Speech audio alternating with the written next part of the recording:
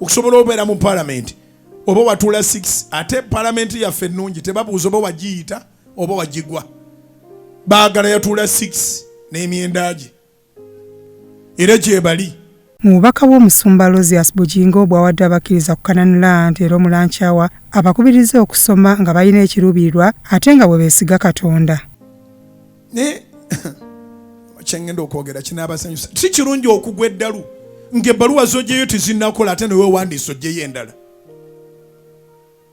wakatikkirwa diguli bwe mangu ago n'enloolinga kati ogobe masters eno gy'osooseyo ogyemu ki abantu kyebavudde bagenda paka ku bwa profesa nga tebalina kizimbe mu kibuga. Omusumba agambye nti okusoma kulungi naye olina kusooka kwetegereza ekyo ky'osoma oba kinaakuyamba kw'ossa n'omulembe gw'abaliddawo. Eriyo ssebo abantu abataagala kwogera naffe mutulabeka tetutegeera nga ne bwana abitunyonyola tetujja bitegeera ategeerera waggulu ebitabo asomye bingi naye nga mu ngeri eyo talina busika bw'agenda kulekera baana be kubanga ebitabo tebisikirwa. nga be nabagambe these are my opinions.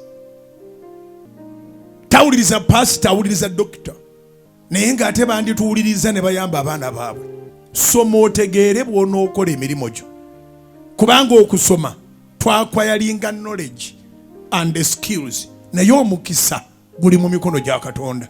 Ayongeddeko nti ne bw'oba tewasoma olina kulembeza Katonda nga bw'oteekamu n'amaanyi mu byokola kuba yeesiga Mukama taviiramu awo. Ataasoma tebamupimira nyingiza ya mwaka asobola okulima akatunda ne kakwatayo n'agenda okukaleetanga we yakalimiranga ensawo yali ku 3 mu eki n'akaleetanga ensawo eri ku 2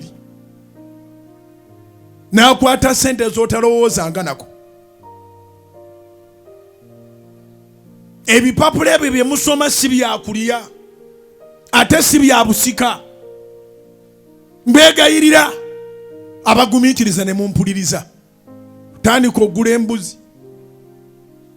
ku musaala ogwo gula embuzi kyeteeke mu mutwe nti buli myezi 3 mba n'embuzi 3 zennyongedde mu kisibo emyaka 5 nga buli mwezi ogulako embuzi.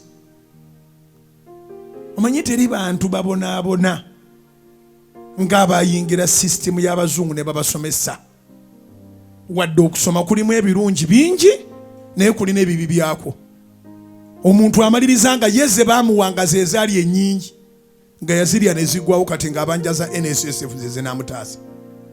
Akubiriza abakozi bonna okufunayo omulimu ogw'ebbali omuva ssente beewale okubaliranga omusaala gwokka n'okusaba omukisa gwa Mukama mu bye bakola. Mbegayirira abali mu mawofiisi funayo ka side hustle ate tokwatibwa nsonyi kubulira banno nti olunda embuzi. Mwe mubanga abaga nti bonooga nti nyina embuzi nunda embuzi diguli egenda kusiimuuka tesiimuuka naaka. Abasiraamu mukwate ku matumbulire bano lunda embizi ezaala obwana 12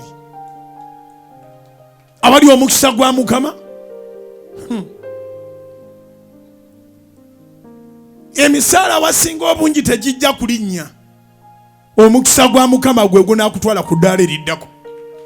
Ng'ennaku z'omwezi 25 lwe lwokuna lwa wiiki eno lukuŋŋaana lw'ababulizi b'enjiri mu biti byonna mu ggwanga era nga lwakubeera Canaan Land. Omusumba Rosias Bujingo bw'atyo n'akoowoola ababulizi b'enjiri bonna okulwetabamu. Tubeetondedde era ne Mukalango mbeetondera bannalanchawa nti tetujja kuba na lanchawa ku Thursday lujja kuba lunaku lw'abaweereza ba Mukama. Byakasimbazi Yusuf ku Rasot TV Omunnyo.